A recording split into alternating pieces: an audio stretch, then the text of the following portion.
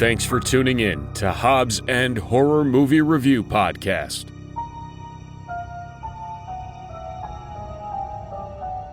Hey everybody, welcome back to another episode of Hobbs and Horror. I'm Eric. I'm Milo. I'm still alive, regardless Why of are Eric's you attempts to murder me. How did this happen? Oh yeah, so it's been what, a month and a half since we did the podcast about Butt Boy. That would sounds about right to me, Yeah, probably. yeah. It's been a long time. So anybody who listened to that podcast, the entire time Eric was giving me COVID at that time. I think I've done a lot of thinking about it, and I do think that it was an attempted murder. I think that he was trying to get out of having to watch more of my shitty ass movies, but he failed. And so I'm back and I'm here and I'm even stronger than before. And the movies are going to be worse. But the movie we watched today is not worse. The movie we watched today was really good. I was either not infected or had no symptoms. I survived. Yeah, and I'm going to do just the opposite, and I'm going to show nothing but good movies from now on. and we were all snuggled up on that couch together. I mean, it's a small couch. We were, I would say, snuggling pretty much. We were snuggling, which is ironic because we've never snuggled on the couch during a movie before? Never. Just the one where you gave me COVID. Yeah. Uh-huh. And the worst part about it is that, Eric, when you got it, you had you thought you had fucking allergies. When I got it, I was fucking down for a week. But anyway. On to the not trying to kill people. Yeah. Yeah. I've been revisiting some hidden gems.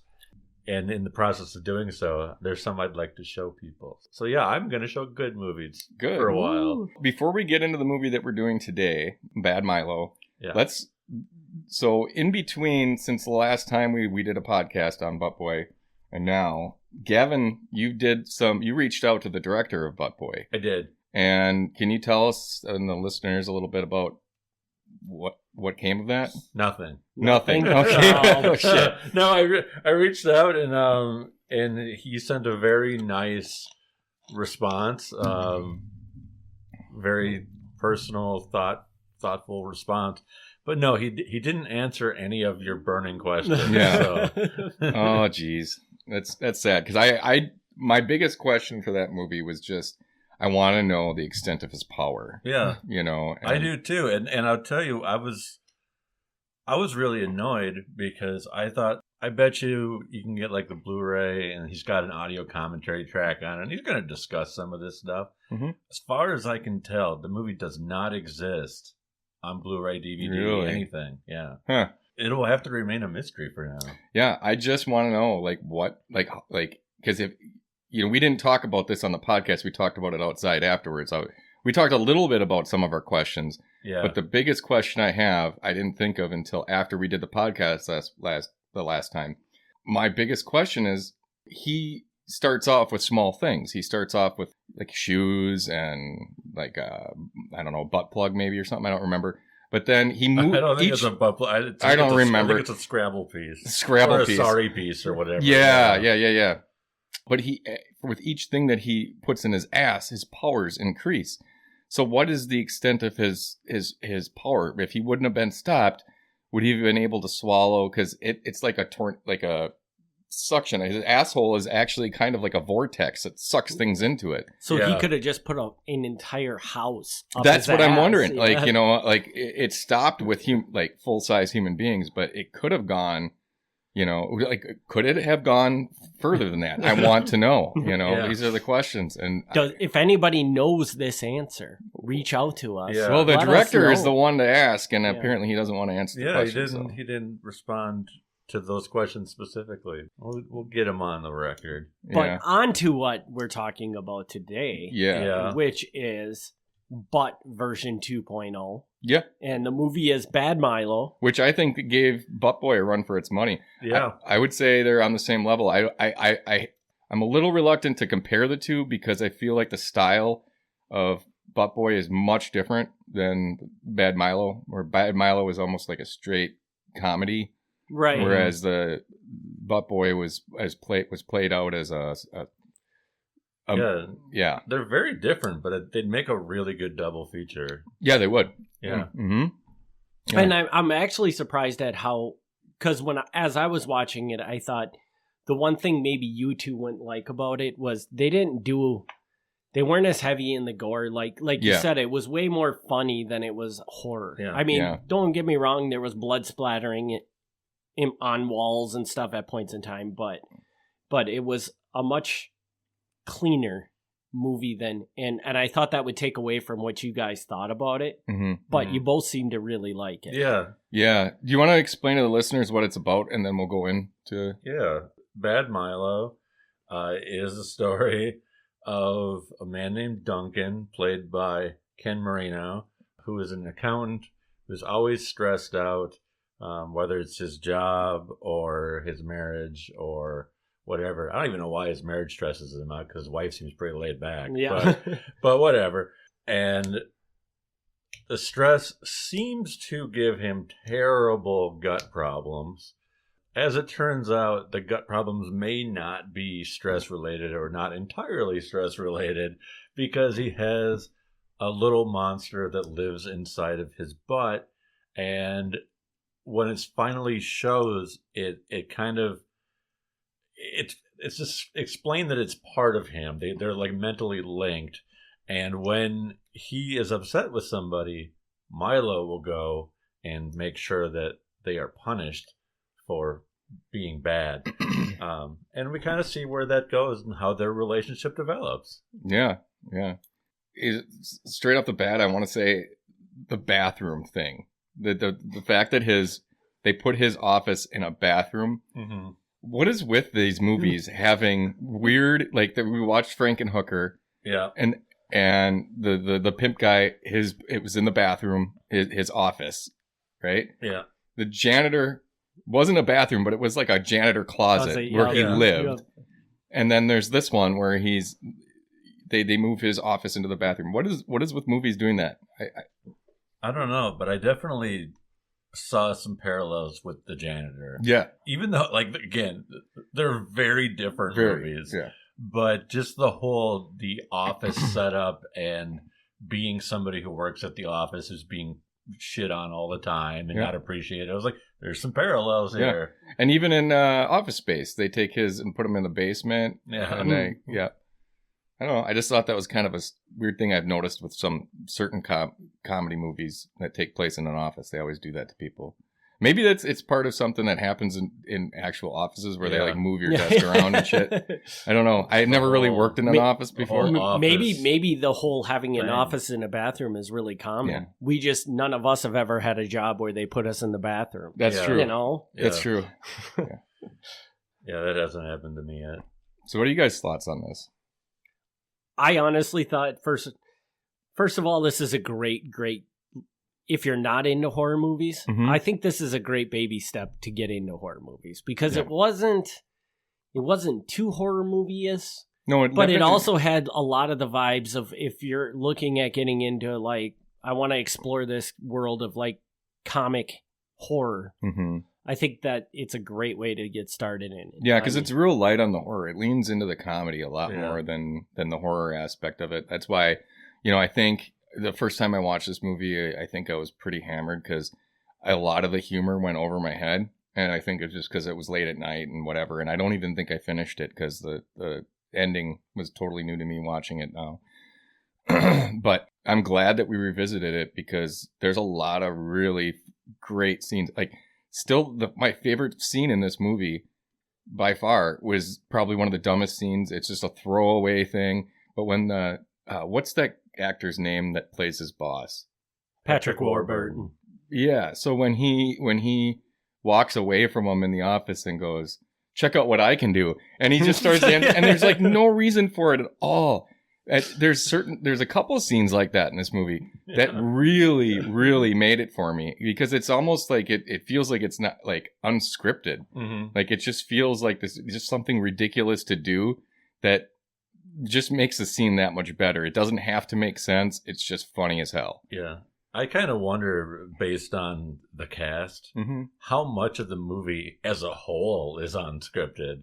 Yeah. Like, yeah. like, okay, in this scene, you got to get from here to here, but how you do it. You know? Yeah. Like, even Peter Stormare's character, there were plenty of scenes where I was questioning, like, was that actually scripted or was it, just their facial expressions and everything? It's just, this movie was definitely a gem. Yeah. And when we watch, like, at the end of the movie, they had outtakes from it. And maybe that was just stuff they had recorded and cut from the movie. But it could also be, like you said, it was unscripted. And this was some of the stuff they had come up with during the filming of it, but just hadn't used it in the movie. Yeah.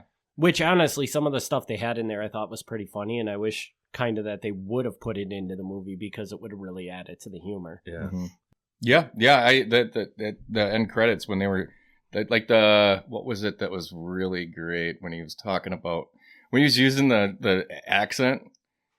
Was it like an Asian and some kind of Asian accent, which you don't see much anymore. There seems to be some backlash with cultural appropriation or whatever. I don't know if that's what that's called when you use a Asian accent and you're not Asian. It was freaking hilarious. It was great. And if they would have put that in the movie, it would have enhanced that scene for sure. I would say the one beef that I have with this movie was that I thought the cast was awesome in it. Oh yeah. And that's your beef. But there's a but to it. Okay. There's a but to this? But? Yeah, ironic, huh? Yeah. But no, the beef I had with it is I didn't really feel like any of the characters in the movie really lit up the screen. All of their performances were they were just kind of there. Like, this was by no means like the best Ken Marino you ever seen. Patrick Warburton is hilarious. Stephen Root is hilarious. Yeah, and all of their performance were just kind of there. Yeah, they didn't do bad. They didn't do good. I think honestly, like going back to what Gavin was saying about how he wonders how much of it was scripted and how much of it wasn't. I think what elevated this movie was the cast. I think that what they added to it. Like if you watch other comedies, like this is obviously veering outside of horror, but there's a lot of comedies that are kind of similar to this that have no horror aspect to it. Will Ferrell movies like Step Brothers and shit like that, where you can tell they're just playing off of each other and just like going with it. And then what works, and they keep it. I felt like that had a very similar type of thing going on, and it works really good. But you're right. There was nothing. There wasn't a performance that there wasn't a scene stealer in this movie. There wasn't anybody that took it and just like there's like in Step Brothers. Like obviously, like that movie is like one of the best of all time subjectively. Like I mean, some people might not think so, but those performances were great. And I mean, like I think in this one they were probably working with a script and did the best they could. I don't know how much of it was scripted and what wasn't, but I feel like they did the best that you could do with the script. Mm-hmm. Yeah, no, I agree. I mean, obviously there had to be some kind of a script. Yeah. Because the plot was very clearly laid out. But yeah, like all these people, all these actors who we know, none of these are like leading men actors. These are all character actors who normally show up for 5 or 10 minutes. Yeah. So to make them all in the same movie, like I agree. I think that I agree with you, Jason. It enhances the movie. But then also I can see where Eric's going, like, you're not going to get that standout performance because there isn't that one guy. In this case, it should have been Ken Marino, but Ken Marino really isn't even like the funniest guy in the movie. No. But it works. Having all these people who you know from all these great comedies together in one place. So not necessarily makes it a better horror movie, but it makes it a great comedy. Yeah. And there was, like, going back to the gore thing, there was one really great scene where he bites the guy's dick off. Yeah, that was pretty good. that was a dream, though, I think, right? Or was that real? No, that was real. No, that was real. Yeah. It was the scene where he, like, the guy gets his head buried in his ass. Yeah. It's like a dream. Okay. Yep. All right. That was apparently a dream. Yeah. Yeah. The dick scene was great, and I love when they do that in movies. Like Zombievers has a scene like that.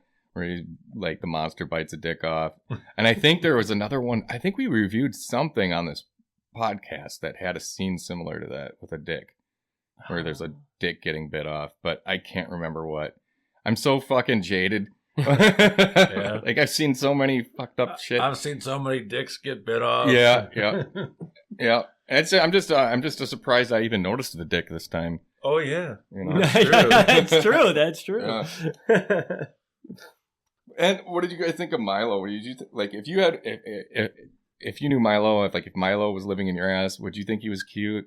No. No, I mean, obviously this creature's coming out and killing people. That takes away from he's whatever so cute adorable. But he was when at the end of the movie when Ken Marino snuggles up with him on the couch or whatever, it's like oh, he's such a cute little guy. Yeah, he is. The little noises he makes and stuff. I like the fact that his skin and everything is looks like the inside of an asshole kind of. Yeah. He's got that like kind of shimmer like that asshole membrane. That, you know. Yeah. And the humorous part about it is we're talking about this character, talking about how cute of it is, and 90% of this movie, that character is walking around covered in blood. Because, I mean, at any point when you see him, he has either probably just killed somebody or is going to about to kill somebody. Yeah. For some reason, he doesn't change his fucking clothes either. He's got shit all over him and he's laying in bed. And you're like, dude, just fucking take a shower, man. Like your wife. Come on. and I also love how, like you said, they put him into the bathroom as his office, right? And then the first person that's killed is his coworker that shares the office with them. Yeah. So he comes into work and they show the cleaning crew in there trying to clean all the blood up off of, because the whole thing is just covered in blood. Mm-hmm. And then they show him working later in the building and you look and you can still see the smears of blood on the wall because the crew did such a bad job of cleaning it up. Right. I want to give a shout out to the people who made and did the puppeteering on Milo. I don't know who they are, so I'm sorry. I thought really well made. Even like he didn't have like a lot of emotions, just like the little bit that they did with the eyes and stuff that worked for me. Uh-huh. And he can switch from cute to angry. I thought that was really effective, and I give them a lot of credit because of how unique it is, how unique Milo is. Because I'm like, it's so hard to create a creature that doesn't look like anything else. That's true. And like the closest thing it reminded me of is kind of like from Basket Case. Yep. But even there, like, it wasn't like they were ripping it off or anything. No. Well, I really think they put thought into what would a creature that lives inside someone's asshole look like. And that's why he shimmers, like he's got like he looks wet. Mm-hmm. And he looks like his skin looks like the membrane from inside of an ass. Yeah. You know, and I think they did that on purpose, you know, and I think it made it unique. You know, I think he looks unique. Yeah, I just want to give them credit because with how many hundreds, if not thousands of monsters out there, it's really hard to not just copy somebody. Yeah, even Stranger Things falls into that trap. I mean, I don't know if you watch Stranger Things. I haven't seen the latest season yet. Yeah, but... Well, in the later seasons, there's a character, I can't remember. He's the main bad guy monster. Vecna. And he looks just like the Wishmaster. Aww. Yeah, he looks like, if you've ever seen Wishmaster, he looks just like that. Just like the Wishmaster. Yeah, it does not... Wishes? It doesn't look unique at all. And it's like, God, you know, like, for a show that's blown up like this, you'd think they'd have a little bit more creativity when it came to the monsters, but not really. And I like how they did. It seemed like when they designed the monster that they did a very good job of balancing between making it creepy as hell, but at the same time they could change it up a little bit, and then it suddenly became this cute little adoring thing. You know, they did a very, very good job of that, and. You might not take it from the movie when you watch it, but I feel like that's a very hard thing to do. Yeah. You know? Well, there's another, a really similar project that's very similar to this is, there's an episode of Creepshow called The Finger. And it's all about this creature that, this guy finds a finger In his butt? No. He finds it on the side of the road. And Oh. he just like sets it next to his computer, and he accidentally dumps some water on it or something. And the water like brings it to life, and it like grows, and it turns into this creature thing that like goes out and kills people that do him wrong or that piss him off. I mean, it's one of those things where like you don't know, is it actually a real creature, or is this in his head type of thing? But he names it Bob. And it's like again, it's one of those like super like it can tear you apart, but then sometimes it's really cute and you just want to. It was very similar type of thing. Yeah, and like when I looked at this creature, I felt like, first of all, for anybody that hasn't seen this movie, this is not they had a good budget for this movie, so this creature is very convincing, but it really had a lot of feelings to me, similar to like a Gremlins. Mm-hmm. Yeah. But what they did differently from Gremlins to this was that Gremlins, to have the cute creature, they had the cute creature turn into the evil creature. Yeah. Whereas this one, they somehow figured out how to do it where that creature didn't change anything. It just basically opened his mouth and showed the gnarly fangs with the blood dripping off of it, and you're just like, ooh. Yeah. But other than that, when you saw it normally, because it had the big endearing eyes that are just adorable and stuff. The guy literally felt bad when he's chopping his arms off. Yeah. And he's like, oh man, I really fucked you up. Like I felt bad. I'm like, no, it's little Milo. Don't do that to him. He's You know.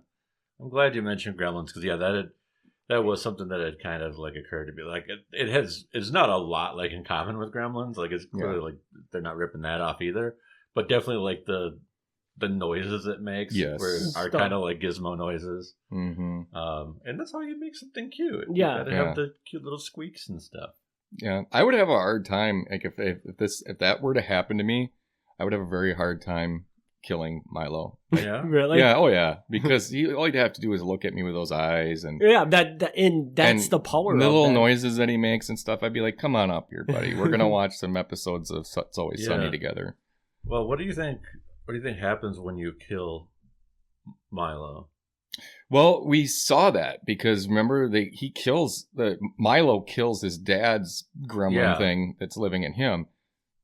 And I was wondering that because at the end of the movie, you see him feeding his dad. Right. So what happened? Well, yeah. So earlier, Peter Stormare, the psychiatrist or hypnotist, whatever he is, he said, I don't even know how he would know this, but he says like, if you kill it, it's like giving yourself a lobotomy. Yeah. It's part of you. Okay. And I didn't take that literally when he said it. Yeah. But then later on, the dad looks like he's just kind of there, but not there at all. Yeah. Huh. And so I wonder, like, if that's actually what happens if you kill it, like if you're just brain dead. That seems to make sense, like with what happened at the end with his dad. I would say that's probably accurate. Yeah. And they showed it very clearly that Ken Marino and the creature were linked in some way, because when he was chopping off the creature's hands and stuff like that, he would chop off a hand and then he would stop and be hurt because he could feel the pain the creature was feeling. But he recovered, yeah. And then, is Milo still alive in his ass? Yeah. Yeah. Without arms and legs? I wasn't really clear about that. I don't know. Yeah, they didn't really do arms. like by cutting his arms and legs off, like, did he just go in there and just live there now because he was pretty much useless of coming out? He just really couldn't come out or whatever. Yeah. I think that's kind of what they were suggesting. But I do think that in the end, that was kind of a weaker part of the movie where they didn't answer that very well. No. You know, overall though, I mean, I'm not going to say that this was a great movie, but I will say that this movie was only a few steps away from being great. Yeah. Like, had they been able to get one of those characters to just put it in a performance of a lifetime, this movie probably would have been fantastic. Yeah. You know? Yeah, I agree. Oh, I got to have another thing that I really liked. Yeah. Yeah. I'm not going to have anything that I don't like. I have nothing really bad I want to say about this movie, but another thing that I really liked once again, Peter Stormare. The Peter Stormare stuff works for me. Yeah. When he realizes kind of what's going on, and then he goes to the shelf and he pulls out the book. He's got like the ancient bits Yes. with the butt demon. Well, so I liked that, but more specifically, like I liked that because that is like a long running horror trope. Absolutely. Where they're like, oh, what is this monster? Yeah. Let's go to the library and look up old, ancient, dusty books, and then they always find the creature. Yep. And he just, he just happened to have it on his shelf. He's like, oh yeah, I know about something that you've never heard of. They're like, of course we have something with that in it. Yep. And now that you say that, that brings up an interesting point. In a way, was that scene right there, was that making fun of horror movies? I don't think it was making fun of it, but I have to guess that it's self-aware. That they were aware that like this is a thing that happens. Yeah. This, I honestly like I'm with you on it, Eric. Like just a few minor touches to this movie would have elevated this movie where you're not going to find it on Tubi and you're not going to find it on. It's going to be on HBO Max. Whoa! Like I really think, but I will on Tubi. Yeah. It's not worth watching. Well, you said it's not on Tubi. Well, you said it like that. It's on everything. Every streaming. It is on. So this isn't one of those movies where it's like everyone's vying to try to get exclusive rights to stream it. Nobody wants it, but everybody has it because that particular bundle is so cheap that you might as well not. It's the herpes of movies. Nobody wants it, but everybody has it. Yeah. By the way, Gavin, earlier when you were saying you were talking about the puppeteers, and you were like, I don't know why, but my first, I really thought that you were about to say that it was the sock puppets. Oh, no. I was like, wait a minute, why is he doing this? No, but I always like to give credit to, the special effects and the makeup people, because they're the people that really make the horror part of a movie work. Absolutely. So I'm sorry, I don't know who they were in this movie. That's the difference. Like if as great as everybody was, as funny as everybody was, if Milo didn't work, the movie wouldn't work. True. Yeah, totally. Absolutely. Yeah. And he had to have that. He had to be scary, but he also had to be kind of cute in order to pull off some of the other scenes. They had to strike a balance there, and I think they did a really good job with some of the sound effects of when he's making little noises and shit. Mm-hmm. I think they did a good job. And I think if you're gonna say one thing that they really nailed in this movie, it was Milo. Mm-hmm. Milo was pretty can any of you say something that would be like, I would change that about Milo? No. Mm-mm. I thought they did Milo pretty much exactly the way they needed to. Yeah. Oh yeah. Yeah, I thought it was perfect. It was, I assume that part of it was computer animated because, when you see him full body, obviously you have to do something there. But it was convincing enough where it looked like a real thing, as opposed to this is complaint I'm going to have every time, is when you got bad CGI, you immediately see it and it ruins the movie. Yeah. They didn't do that here. And I think it's to their credit that even though it's obviously a puppet, I'd rather obviously see a puppet than obviously see a cartoon. Absolutely. Right. Yeah. Yeah. I'm right there with you on that one. So should we do some ratings on this? Yeah, because I'm curious where everybody's going to end up on this one. I am also a little curious. All right, well, who wants to go first? I'll go first. One of you two goes first. Okay. All right. I'm going to give this one a 7.8. Oh, okay. And honestly, I want to give it more. I think Eric talked me down a little bit. I think you're right that it could have been better. Mm-hmm. Could have been a little bit better if one of those performances, or if the script was maybe just a little bit stronger. And big part of me wonders is that because of who's in this movie, I think the biggest factor is probably the script. Yeah, I think so too. Because I mean, I've seen a lot of these characters over and over again just come out with amazing performances. Yep. And it wasn't there in this movie, and I just can't accept that it's because of the actors. No, because they did a really good job. The actors, some of the off the cuff shit that they that they pulled off during in their performances were great. You know, like they're just the way that they handled it. Like I will say something bad about the movie. Yeah, it's on this point. Stephen Root. This is not a knock against Stephen Root, but definitely, this is what you're saying here.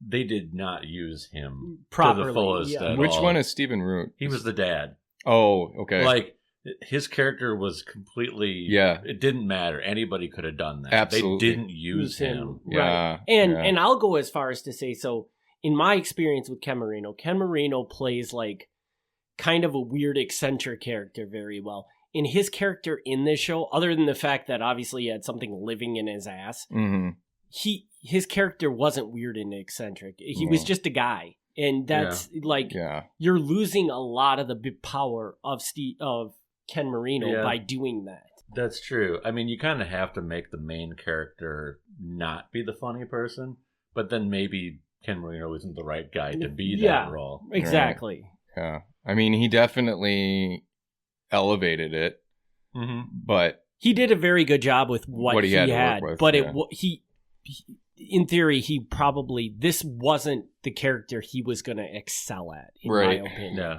And same with Stephen Root. And Patrick Warburton, I mean, like you said, the dancing scene was pretty humorous, and that was very a Patrick Warburton type thing to do. Yeah. But I think they could have done a lot more of that than they did with him. I was fine with Patrick Warburton. I thought that he did very good, and I don't know that anybody could have done as good as he did. And he didn't have to be funny. I thought he did very well. So I don't have an issue with the Patrick Warburton role. I don't have a problem with really any of the characters. I just think they could have done more with them. Yeah. I agree. But that's why I'm giving it a 7.8, because I think it could have been a little bit better. Honestly, like, I think it's well worth a watch. You know, I think this movie's well worth watching. I think this was a very good movie. I think it's up there with Butt Boy. I think, you know, it's like I said, it's hard to compare the two because the only thing they have in common is like butthole shit. Many people have said it's a lot like Butt Boy. So where are you at with this, Gavin? Okay, so I am not as high as Jason, and I don't remember what I gave Butt Boy.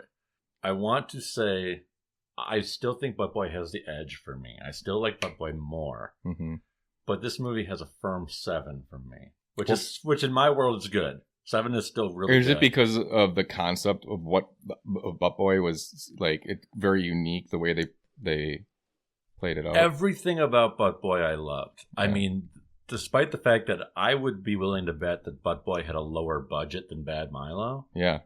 I felt that they made it look great. Everything about it, the production value looked fantastic. I love the concept. I love that they took it, and even though it's the most ridiculous idea, I was never like, no, this is dumb. I was like, I was fully on board with them. That movie hit harder for me, which is not to knock Bad Milo, because they're two very different movies. But Bad Milo, I think it's great. And I will say, like, you didn't mention this. I don't know if you looked. The online rating, like, is not good. For Bad Milo? For Bad Milo. Really? Yeah. I didn't even look. Yeah. Like a 7 is much higher than the average rating, and 7.8 is much, much higher than the average rating. So I am 7 for me is a firmly good movie. I very rarely go above an 8. Okay. So no, I think it's fantastic. Definitely there's some things that could be improved, but overall I think they did what they wanted to do, and they did it well. So what is your rating? 7. Firm 7. Firm 7. 7.8 and a 7. Okay. Are you guys ready for this? Yeah. Because you've been waiting for this for a long time. Oh yeah. Yeah. I'm giving this movie a 6.5. Ooh. And I want to say that in my eyes, this movie is like an extremely strong 6.5, because I think maybe two, 3 minor changes to this movie, and it could be up in like the 8-9 level. Yeah. I will say that I do think, for me, this was the best movie we've watched. I would agree. I would agree with that. Well, so I think, like if I'm stuck on a desert island and I can only pick one movie about an asshole, I'm probably going to go with Butt Boy. Are you? Yeah. Okay. I'm going to go with Butt Boy only because the premise of the movie was so unique and it was so like the whole playing it straight like as a detective murder mystery type thing. That to me, it's never really been done, and I think Bad Milo is just kind of another comedy. Yeah. Like it's another comedy with that just happens to delve into a little bit of horror, and it similar kind of concept as Butt Boy. Butt Boy is by far, in my opinion, more unique, and they didn't have as much to work with either. I mean, if you can afford Ken Marino and all these, Peter Stormare and all these people, you got the budget. You got, I think that a lot of hard work went into Butt Boy, and it shows. And I think, I have to give that a little bit more props. Yeah, and I will also say that by far, I would say that from the perspective of looking at what they had to work with and what they created, Butt Boy was superior. Yep. Because this movie had so much more to work with. Mm-hmm. Probably so many more resources. I feel like this came out better on top. Yeah. I also want to talk about, so you talked about how the IMDb rating was really bad. Mm-hmm. I really feel like this movie was playing a really weird angle where it chose to be very comedy with a little bit of horror. Mm-hmm. And what happened was, I think a lot of the horror people would probably come in and give this movie a pretty good review. But when you suck in all these other comedy people, they're going to be completely turned off by the horror aspect of the movie. And that's probably what drives down that's the rating. The general consensus on the low ratings was that as far as a comedy horror movie goes, if that's what you want to call this, comedy horror comedy, they generally, the negative ratings were like, it didn't have enough horror, right, or it didn't have enough comedy. Yeah, it didn't perfectly capture the blend, and I personally don't have an issue with it. I thought it did fine. Yeah, but definitely, like, if I'm thinking of great horror comedies, like, it's not going to be top of the list for me either. So right, so yeah. I get it. I get why it's not. And it's not going to go down as a modern classic, but but I think it's fun. Yeah, and you would have to agree that from the side of, if you take a person that's pure comedy, they're going to be extremely turned off by the blood and all that stuff. So then you're also getting bad. And it's not a laugh out loud comedy. It's not Step Brothers. I mean, it's right. Yeah, and I think they run into that problem a lot when they don't fit into a genre. It just it doesn't find its audience. Right. And I think that this movie was a huge victim of that, exactly, because they were playing two sides too much. You know, like they needed to pick one of those sides and focus on that side instead of trying to bring in people from both sides. Right. Yeah, I totally agree. I think that pretty much will wrap up this movie. Yeah, Gavin it's his choice next. Is it my choice next? I think so, yeah. Well, so what I want to do, I'm going to move off the butt theme, sorry. The movie I want to show next is a movie called Detention. Okay. Oh, I may have seen that. Maybe. I don't know. It's fairly new, like the last 10 years, I would say. It's horror, it's comedy, it's science fiction, it's an indescribable movie with, it's got slasher elements, it's got time travel elements. Ooh. This sounds crazy. It is a very weird movie. So now when we were watching the movie, we were discussing about how you want to take it off and do some of the quote unquote hidden gems. Yeah. In your eyes, is this one of those hidden gems? Yeah, this movie was shown to me, I think in the last year or two. And immediately, like as soon as I was done, I went on Amazon and ordered a copy. Like, really? Yeah, immediately. I was like, how did this fly under the radar? This movie is amazing. It immediately was like a highlight. There's a couple movies like that are another movie that is, you can't even really get on disc. It's hard to get that I love is a movie called Disco Path. And And it's this guy who every time he hears disco music starts killing people. I think it's fantastic, but it's really hard to find. It didn't get the release that it should have. Is it streaming? Yeah, well, you should check It's probably somewhere. Yeah, Disco Path, huh? We'll have to look it up right I'll after warn this you, it is podcast. Canadian. Okay. But, So like their heads are floppy. Yeah, and you know, you beady got- little eyes. so or- if you have a hard time sitting through Canadian movies, Does he just kill be people aware. with a hockey stick or what? I don't believe so. Oh, he should. No, it's just really happy people, man. Yes. Maybe he says "excuse me" before he kills him. Yeah. So that one maybe will show up sooner or later, but Detention is my pick because Awesome. that movie, and you got to pay attention to it. Like you can't like half-ass watch it. Okay. Because otherwise you're going to be so confused. Oh, I'm excited about this one. All right, well, you got it. In 2 weeks, we'll be back with the Detention, and we thank everybody for tuning in. We'll see you on the next episode. Yay. Thanks for tuning in to Hobbs and Horror Movie Review Podcast. Join us in 2 weeks for another exciting movie review.